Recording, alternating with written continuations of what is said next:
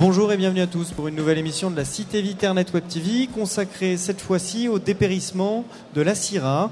Pour aborder le sujet, je suis en compagnie de Marion Clavry, bonjour, de l'IFV. Bonjour. Et d'une de vos collègues, Anne-Sophie Spillemont, également de l'IFV. Bonjour. Quels sont les symptômes aujourd'hui du cépage la Syrah dans son dépérissement ?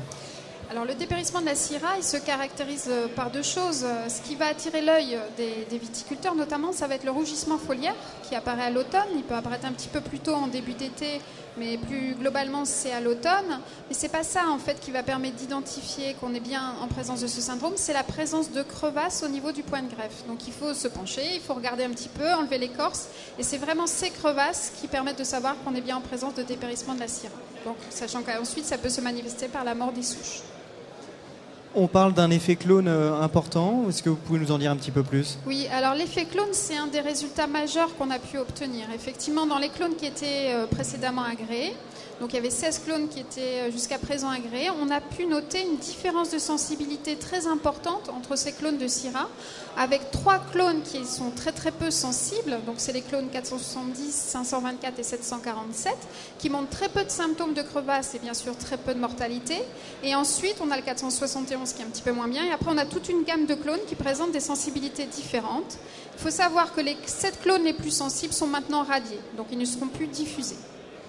Quelle conclusion on peut en tirer concernant justement l'explication des causes de ce dépérissement ? Alors c'est vrai que ça nous a du coup ouvert une piste qu'on n'avait pas jusqu'à présent, qui est une piste génétique. Effectivement, cet effet clone et d'autres résultats un petit peu différents sur des marqueurs nous ont permis de penser qu'il pouvait y avoir une origine génétique à ce dépérissement, c'est-à-dire un ou plusieurs gènes qui soient impliqués, qui soient présents uniquement sur ce cépage, puisque c'est le seul cépage qui présente ces symptômes.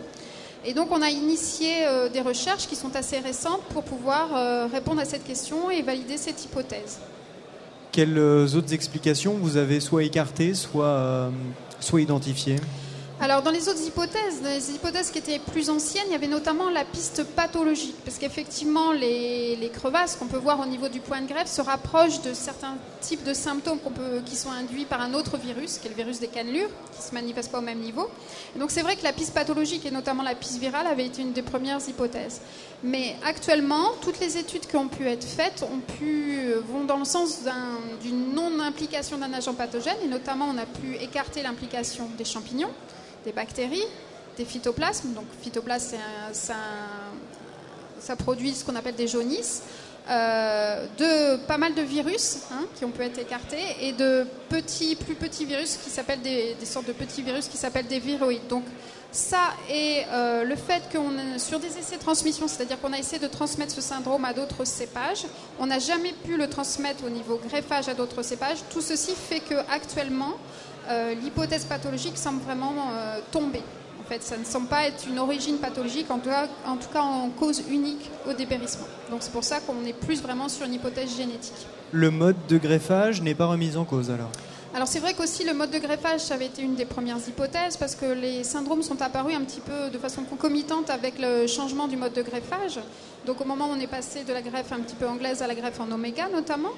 Et en fait, on a mis en place des essais. On a pu montrer que la greffe en oméga n'est absolument pas responsable de ce syndrome. On a des syndromes, que ce soit, c'est-à-dire des crevasses et des mortalités, qu'on soit en greffe en oméga, en greffe anglaise, avec des concentrations d'hormones différentes. Donc ce n'est pas la greffe en oméga qui était la cause du syndrome. Marion Clavry, j'ai envie de vous demander quelles sont les pistes, les solutions lorsque l'on a le cépage la Syrah sur son vignoble. Oui, alors effectivement, pour les parcelles plantées en Syrah, on ne peut pas faire grand-chose sur les crevasses. Il n'y a pas de médicaments, comme on nous dit, comme on nous demande des fois, pour arrêter le problème du dépérissement. Par contre, pour ce qui est de ralentir la mortalité, il y a un certain nombre d'observations qu'on a pu faire, comme quoi, malgré l'effet clone, c'est-à-dire entre deux parcelles pourtant de même clone, on aurait des mortalités qui sont différentes d'une parcelle à l'autre. Et ça suggérerait qu'il y a des facteurs aggravants qui accélèrent la mortalité. On a pu les identifier ? Alors oui, dans la mesure où on a mené un travail sur 3 ans exploratoire pour essayer de comprendre pourquoi un cep crevassé meurt. Il se trouve que Notre hypothèse s'est avérée la bonne, et qui s'est avérée la bonne, c'est que les crevasses bloquent la redescente de sève élaborée aux racines, et les racines étant pour la vigne le principal compartiment de stockage des réserves, ces réserves s'épuisent progressivement, et ça conduit les cèpes à la mort. Donc en termes de facteurs aggravants qui se dégagent, tout ce qui concourt à une mauvaise remise en réserve, donc les charges en raisin excessives, la sécheresse qui dans nos régions méditerranéennes bloque la photosynthèse et la production de sucre, doivent être des facteurs aggravants probables. Alors quand je dis probable, c'est parce que sur les 3 ans on n'a pas vérifié, on n'est pas allé jusqu'à la vérification de l'impact et de l'importance de ces facteurs aggravants. Par contre, ça ouvre un certain nombre de pistes en matière de solutions possibles. C'est-à-dire qu'aujourd'hui, malheureusement, on ne peut pas proposer aux vignerons une solution qui passerait par de l'irrigation, par exemple. On n'en est pas là, on n'est pas assez avancé. Par contre, c'est une piste. C'est une piste qu'il faudrait continuer à travailler pour ces parcelles-là. Voilà. Mais sans que ça doive masquer les autres solutions qui existent aujourd'hui pour ces parcelles, qui sont replanter avec un clone, arraché et replanter avec un clone peu sensible, complanter évidemment, et éventuellement regreffer. Anne-Sophie Spillemont, je me demande si aujourd'hui il est encore judicieux de planter des cépages la Syrah. Oui, je pense que ça reste toujours d'actualité. C'est un cépage qui est quand même très qualitatif, et on a quand même pour les parcelles à planter des solutions. Bien sûr, il suffit entre guillemets de choisir les bons clones, puisque cet effet clone est vraiment très très important. Donc déjà à l'heure actuelle on a 3 clones qui sont utilisables. Bon, il y en a un qui est un petit peu atypique, qui est le clone 470, qui est peu productif. Et pour ne pas se limiter en fait justement à une diversité génétique qui soit très réduite, on a réinitié un programme de sélection clonale. Donc on retravaille pour sélectionner des nouveaux clones, et on espère pouvoir proposer toute une nouvelle gamme de clones non sensibles au dépérissement dans les 2 ans qui viennent, pour que donc tous les viticulteurs puissent avoir le choix en fonction de leurs besoins, d'avoir à la fois un clone agronomiquement intéressant et un clone qui ne dépérit pas.